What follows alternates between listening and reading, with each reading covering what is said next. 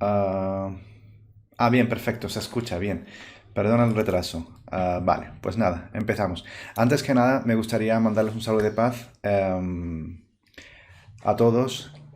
Bueno, este encuentro simplemente es para, antes que, digamos, explicar una cuestión que se quedó en el tintero y que no he podido hasta ahora porque, en fin, se me han ido acumulando las cosas y me había gustado pues responderla en su momento, pero no he podido hasta ahora. Bien, ah, quiero responder primero unas preguntas sobre el libro, que algunos preguntaban sobre los libros. Los libros hasta dentro de 2 meses no salen porque se están corrigiendo y bueno, y luego hablaremos con la editorial a ver cómo se pueden publicar y luego cómo se van a difundir. Pero a mí me hubiese gustado, el hecho de que me gusta compartir contenidos antes de que se publiquen, para que la gente opine y para que conozcan las impresiones y además para también localizar algún que otro error en en en el libro. Bueno, eso por un lado. Por otro lado, quiero dar las gracias a todos los que os habéis suscrito al ITEI. Gracias por vuestro apoyo porque hemos podido hacer muchas cosas y muchas están en camino, si Dios quiere, inshallah. Y hoy me gustaría responder una pregunta sobre un artículo que publiqué en Ramadán sobre la famosa ley 184 y que he intentado explicar y se ve que no con mucho éxito. Porque o no me hago entender o no he explicado lo suficiente. Y lo cierto es que no me gusta entrar en demasiados detalles en los vídeos, pero hoy los voy a pedir permiso para que me permitan entrar en algunos detalles. Eh, l- lo que quedó pendiente era que si la ley 184, la que dice وعلى الذين يطيقونه. ¿Qué significa esa ley? Significa y aquellos que aun pudiendo que alimenten a un necesitado, o sea, aun pudiendo y no quieren ayunar, o significa, como expliqué en el artículo, y aquellos que no pueden, pues que ayunan a un necesitado. Bien, y esto respondo a esto porque me llegaron como 20 y pico preguntas.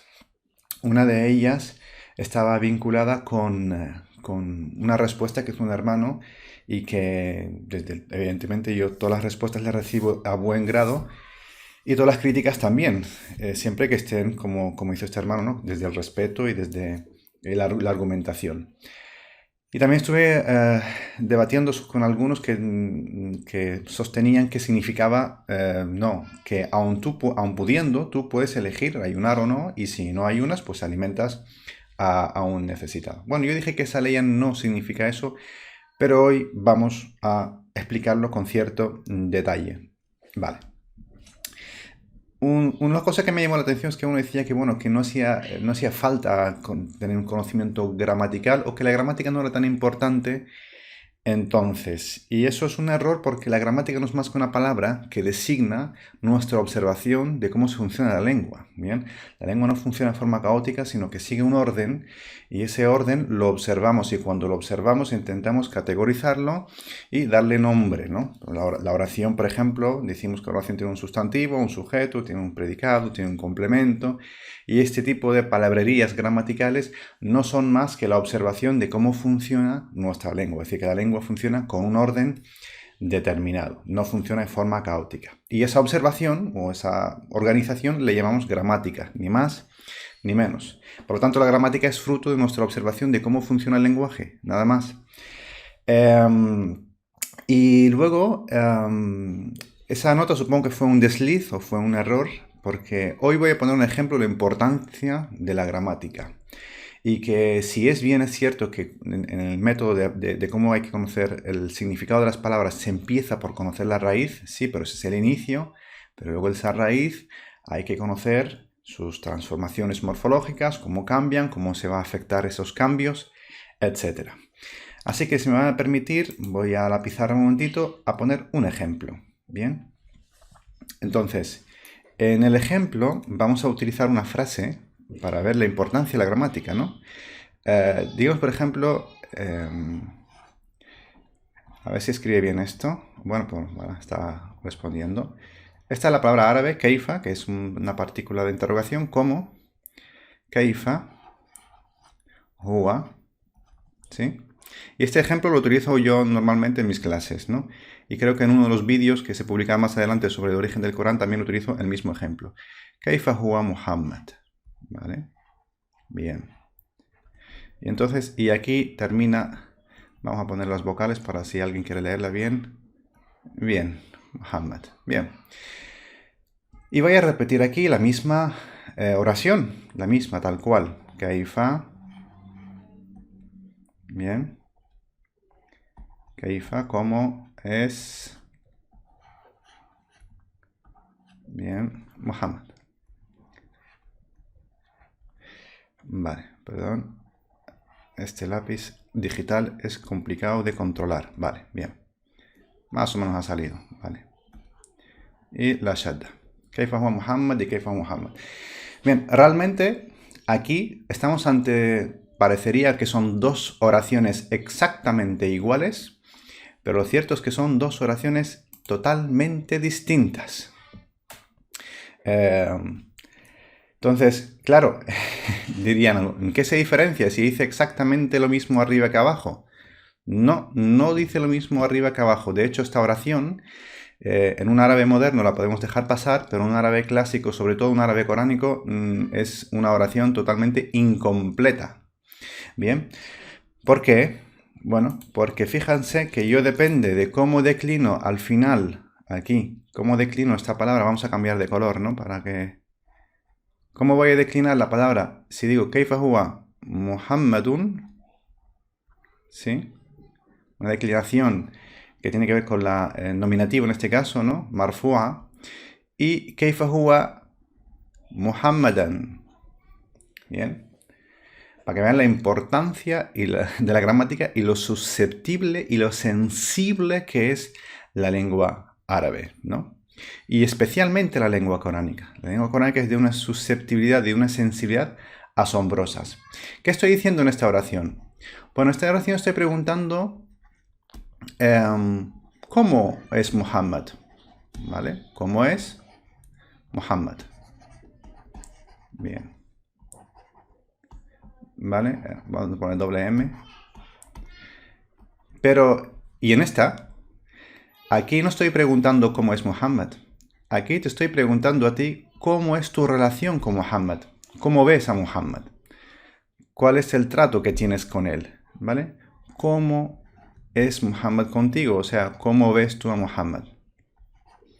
¿Cuál es el estado, la relación que tú tienes con Muhammad? ¿Cuál es tu observación sobre Muhammad? Entonces, se escriben exactamente igual las dos oraciones, ¿vale? Exactamente iguales, pero sus significados, debido a la declinación que elegimos dependiendo el nominativo o el acusativo, cambian la oración totalmente significado. Y esto es súper importante y por lo tanto es súper necesario saber que las dos oraciones son totalmente distintas y lo único que cambia entre una y otra es la declinación final. ¿Bien? Vale. Entonces, dicho esto, explicado esto, vamos a ver el ejemplo, o volver otra vez a nuestra aleya en cuestión. Bien, nuestra aleya en cuestión, vamos a quitar esto, bien, es esta, bien, es la aleya 184, que es la que nos interesa, y queremos saber cuál es el significado de wa'ala alladhina yutiquna. Bien, empieza la ley y dice ya ayyuha alladhina amanu. Bien, esta parte de aquí, kutiba alaykum. Vale, vamos a cambiar de color para que vean exactamente a qué nos estamos refiriendo. Bien. Esta es a ver. Bien, a ver ahora. Tampoco. Bien. Entonces, vamos a ver aquí. Dice, esta ley de aquí, bien, Ya ayyuhalladhina amanu, o vosotros que habéis llegado a creer, kutiba alaykum. Vamos a dejar kutiba alaykum aquí marcada. Y también, al final,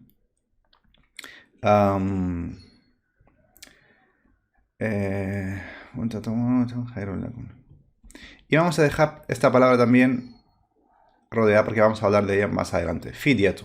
Fidyatu ta'am. Bien. La ley empieza, o vosotros que creéis o que sentís seguridad, certeza, como queramos traducir el tema amanu. Kutiba alaykum as-siyam. Bien. As-siyam. Y nosotros vamos a tratar, sobre todo, lo más importante de de este encuentro, es qué significa esta palabra. Yutiquna. Bien. Así que vamos a empezar por el verbo yutiquna. Los que defendían que yutiquna significa, pues, el que puede, claro, porque ellos dicen que viene del verbo taqa. ¿Vale? Perdón, voy a poner otro... a ver, vamos a borrar esto. Y vamos a ponerlo en blanco. Vale, que viene del verbo taqa. Y yo dije que no procede del verbo taqa. Y de ahí viene la confusión. Bien, entonces, los que defienden que este verbo yutiqu procede de taqa, bien, es el kit de la cuestión. Es decir, si no se entiende esto, es que el resto de la ley genera confusión. Bien, así que vamos a ir despacio. Una de las cosas que me llamó la atención es que se utilizó, uno de los ejemplos es el diccionario de Ibn Mandur, Lisanul Arab, la lengua de los árabes, para definir el significado de taqa como de poder, capacidad, o su raíz, ¿no?, de tawaqa, que es el anillo que gira, o el círculo que se genera alrededor, etc. Y eso está bien, es decir, conocer la raíz es el primer paso. Pero ¿es suficiente con conocer digamos, la constelación de significados que conlleva una raíz? Desde luego que no es suficiente, porque a partir de ahí la raíz puede sufrir una serie de transformaciones morfológicas y esas transformaciones afectan a su carga semántica, es decir, afectan a su significado. Y esa es la primera transformación. La siguiente transformación es cuando colocamos la función de la palabra dentro de la oración. Dependiendo de cuál es su función también, la palabra adquiere un sentido u otro. Y ya el siguiente estado es el contexto del texto mismo. O sea, dentro de las aleyas, aparte de la función de la oración, es cuál es digamos, el significado semántico dentro del contexto. Así que la palabra sufre en varias etapas, se desarrolla en varias etapas. Primero, la raíz y sus significados, bien, o su círculo de significados, bien. Luego su transformación morfológica, bien. Si lo vamos a convertir en un sustantivo, ¿de qué tipo? ¿Un verbo de qué tipo? Luego, su función en la oración y luego su contexto en el texto entero, bien. Así que no es suficiente con saber el significado de la raíz, sino cómo luego se implementa esa palabra y cómo se transforma, porque va adquiriendo unos sentidos u otros dependiendo de esas distintas etapas de transformación y de implementación, ¿vale? Bien. ¿Qué más? Bueno, hasta ahí bien. Ahora veamos realmente qué es lo que significa el verbo taqa. Bien, si decimos que el verbo es taqa y consultamos la obra de Ibn Mandur, ¿cuál es el enunciado del verbo? Bien, ¿cuál es el enunciado del verbo? ¿Qué significa enunciado del verbo? Bueno, lo explicamos muy sencillamente. En árabe, yo quiero enunciar un verbo, siempre digo el pasado, tercera persona singular. Por ejemplo, yo qué sé, kataba. Bien. Kataba yaktubu. Bien. Kataba. Es decir, enuncio la raíz del verbo kataba. Y luego su presente, yaktubu. Y luego su sustantivo, kitaban, ¿no? Yaktubu. Este lápiz digital es complicado de manejar. Bueno. hasta que me acostumbre. Kataba yaktubu. Entonces decimos que este es enunciado del verbo. Vale, pregunta aquí es, ¿cuál es el enunciado de este verbo? Según lo que entienden muchos, y aquí es donde viene el error, de aquí procede el error y de aquí procede digamos, el error de la interpretación y de la comprensión del texto, es que la gente cree que el enunciado del verbo taqa es yutiqu. Bien, es yutiqu.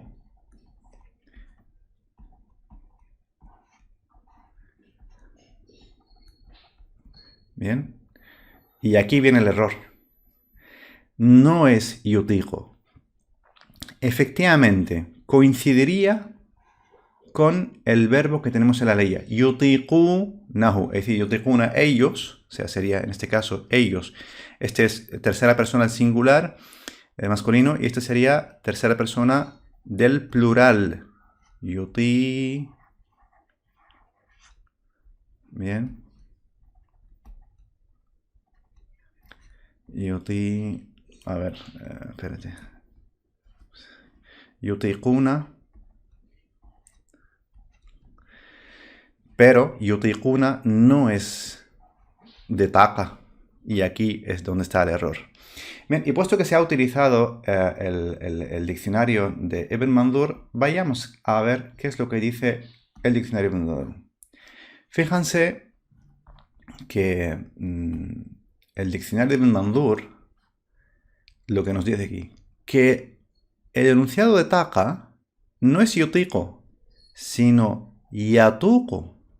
Bien, así que taqa, el verbo taqa,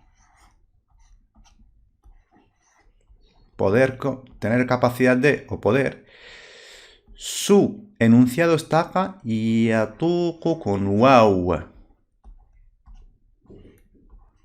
Bien, yatuqu, ¿vale? Con waw. Y aquí está el kit de la cuestión. Es decir, aquí tiene fatha y no tiene damma. Entonces, yutiqu, ¿de qué enunciado es?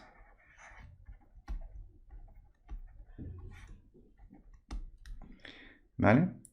Pues del segundo tipo de verbo, que está aquí también, que es ataca. ¿Bien? Ataca. Ajá.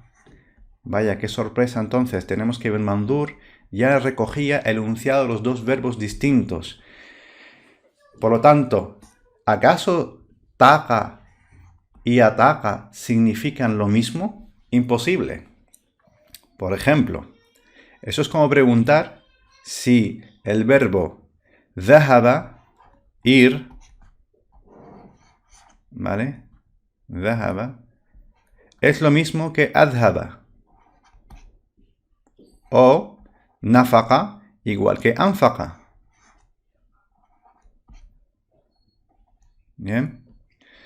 O kharaja, igual que akhraja. O saqa, igual que asaqa. Daqa, adaqa. Evidentemente no significan lo mismo, ni pueden significar lo mismo. Esto es a lo que yo me refería con la alteración morfológica del verbo. ¿Cuál es la alteración morfológica? Que se ha introducido en la raíz, se ha introducido un nuevo elemento, y es este hamza de aquí con alif. La pregunta aquí es, ¿cuál es la función de la hamza con alif? Muchas, dependiendo del verbo. Es decir, la función del hamza o del alif hamza en el verbo son efecto a la transitividad del verbo, o sea, afecta al complemento directo. Puede afectar también hamza ta'addi, es decir, genera oposición en el sentido del significado, genera un efecto del taksir, es decir, fíjense qué significa el efecto del taksir. Significa que la tercera palabra, perdón, la segunda palabra, que es en este caso del presente, la segunda palabra del presente, esta segunda palabra siempre tiene kasra, ¿vale? Y ذهب. Entonces, cuando le afecta en el taksir, uno de sus funciones es afectar el taksir. Por ejemplo, asaqa yusiqu, adhaba yudhibu. Bien, si aquí quisiera poner el presente, tendría que poner yu en primer lugar, es decir, siempre con damma, siempre con u, bien, no con a, sino con u, y vale. Y aquí tendría que poner la ha, que es la segunda letra, con kasra, yudhibu, y aquí ya no me cabe. Bueno. ¿Bien? Entonces, este efecto de kasra se llama taksir. Bien. Por lo tanto, ya nos hemos dado cuenta de que la leya no está utilizando este verbo que es el que muchos han creído a lo que se refiere, sino que está utilizando este otro verbo. Y eso es debido al uso del presente, ¿no? Bien. Por lo tanto, no sé si me he llegado a explicar correctamente, pero el verbo que tenemos en la leya, por lo tanto, vamos a ver, el verbo que tenemos en la leya, perdón,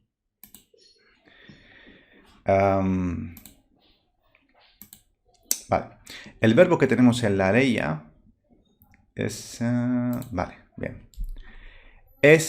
No es de taqa, sino de ataca. ¿Por qué? Porque tiene taksir aquí, ¿vale?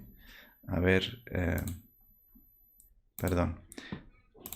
Vamos a ver si lo podemos ver aquí. Vale. Aquí tiene una... La ta, la segunda letra, tiene kasra y está prolongada. Por lo tanto, no es del verbo taqa, sino que es del verbo ataca. Vale. Y como dijimos, uno de los efectos que genera la alif hamza al principio del verbo es que genera oposición. Es decir, en vez de yo poder con algo, ser capaz de algo, ese algo puede conmigo. Es decir, lo que se genera un sentido inverso, es decir, el no poder con algo. ¿Bien? Bien, una vez entendido esto, ¿encaja esto en el contexto de las oraciones? ¿Vale? Ya hemos superado la primera etapa, que es saber la raíz del verbo. Bien, ya la conocemos. La segunda es si ha sufrido alguna transformación morfológica. Y vimos que sí, sufre una transformación morfológica del tipo de Hamzat al-Ta'addi o Hamzat al-Taksir o como queramos llamarla, ¿vale? La tercera etapa es saber su función en la oración. Evidentemente vimos cómo está conjugado el verbo. Y ahora la tercera etapa es el contexto. ¿Encaja este sentido en el contexto? Bien, para eso volvamos al principio. Kutiba alaykum. Se os ha prescrito. Si nosotros seguimos las leyes donde habla de prescripción, de kutiba alaykum, observamos de que ahí no hay optativa, no es una cosa opcional. Por ejemplo, la ley en la que los musulmanes sufren la invasión de Quraysh en Medina y algunos por afinidad tribal y de clanes, pues empiezan a dudar si combatir o no el invasor. ¿Vale? El invasor que va a esclavizar, a violar a las mujeres, a quedarse con las propiedades, a destruir la misión profética, etc. Entonces la ley dice, Kutiba alaykum al-qital, se os ha prescrito el combatir al invasor. Esta prescripción es optativa o en otra ley, Kutiba alaykum al-qisas, se os ha prescrito investigar el crimen. Otra ley, es decir, todas las leyes que hay Kutiba alaykum, la prescripción no es una cosa que tú dices, bueno, sí la hago o no lo hago, ya veré si tengo ganas o no tengo ganas. Es una prescripción vinculante. Por lo tanto, no puede significar aquí el verbo taqa, no puede significar una acción optativa de si quiero lo hago y si no quiero no lo hago. Evidentemente, tú no estás obligado a seguir esta vía, es decir, a seguir esta tradición, la ikraha fi din, no hay coacción en el din. Ahora, si te comprometes con esta vía, esta prescripción es un bien para ti y si tú puedes hacerlo, lo haces. Si estás enfermo, pues otro día cuando te recuperes, si estás de viaje y es muy dificultoso, pues ya recuperarás otro día. Por lo tanto, pero si no puedes hacerlo, porque no tienes la capacidad, entonces alimentas a un necesitado. ahí es cuando encaja todo el sentido. Es decir, no es que si puedes hacerlo y no quieres hacerlo, pues alimentas a un necesitado. No va de eso. Porque la ley empieza con kutiba alaykum, se os ha prescrito. Entonces las prescripciones en el Corán son vinculantes, no son optativas.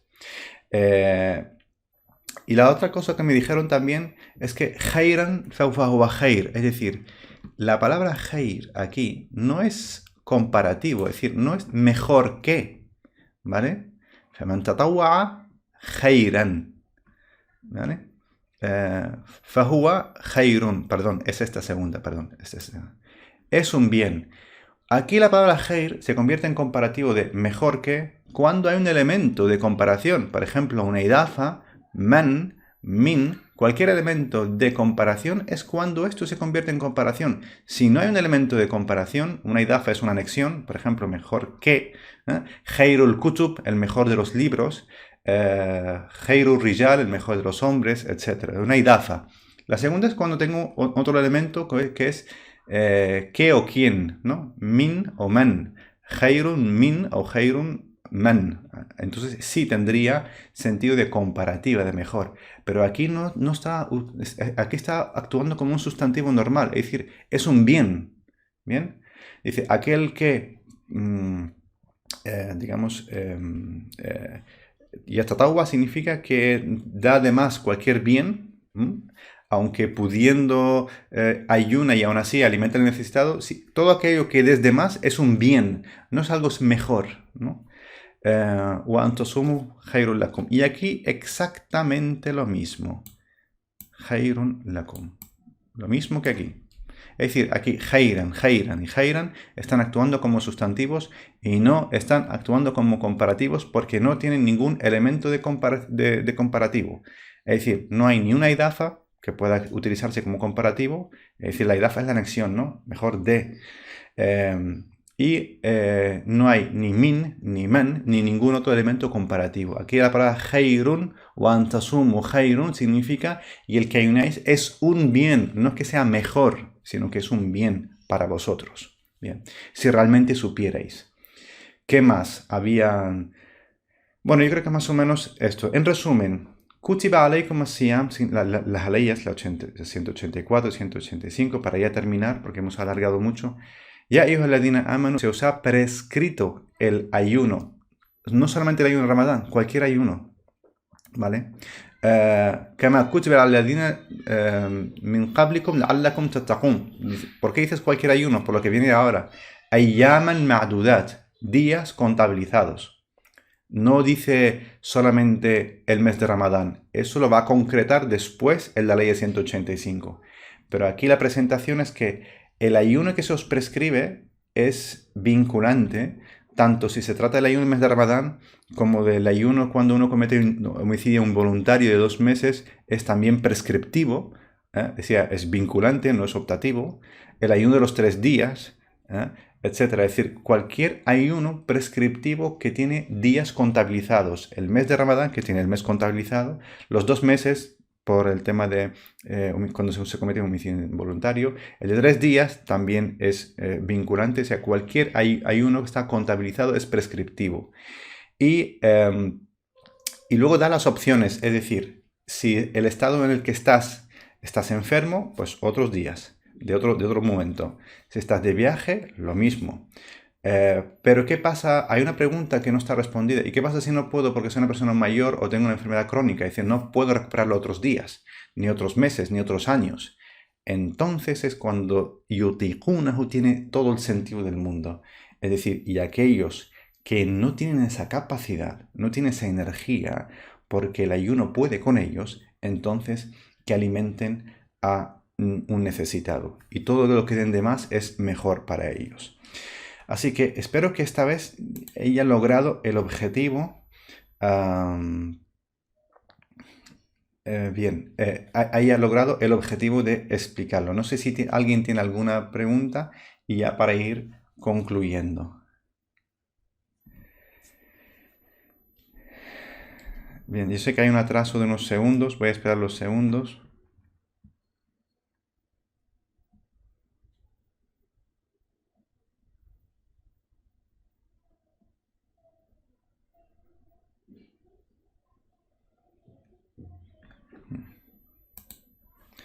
Bien, entonces, si no hay preguntas.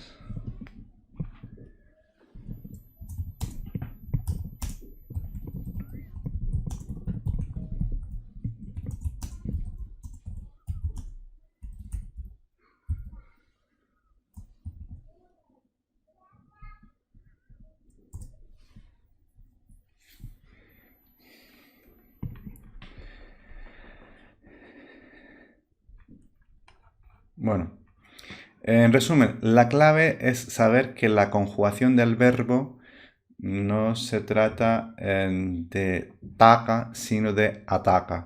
Y evidentemente, ataca y ataca no pueden significar lo mismo porque taca...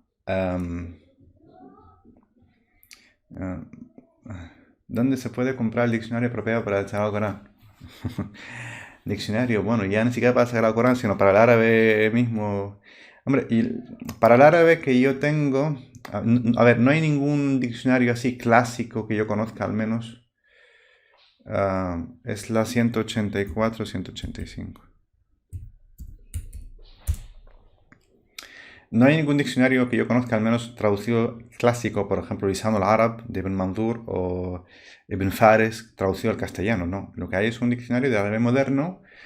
Por ejemplo, la versión que yo tengo es la de Federico Corriente y Ould Muhammad Baba, creo que es de origen mauritano. Es la de la editorial Herder. Es un buen diccionario para el árabe moderno. Pero para el árabe clásico, es decir, para el árabe coránico, no, yo no conozco ningún diccionario especializado en ese sentido, ¿no? A ver, ¿qué más por aquí?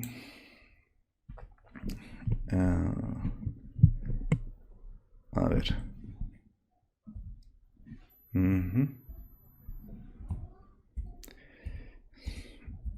Vale. A ver, ¿qué otra pregunta por aquí? La 196 se refiere a esto, ¿no? 196. 296. Esta es la ley de... Sí. Esos son los que incumplen algunos preceptos de la peregrinación, Yasser. Dice, pues aquellos que incumplen, pues ayunar 3 días. Y evidentemente es prescriptivo, porque son días contabilizados. 3.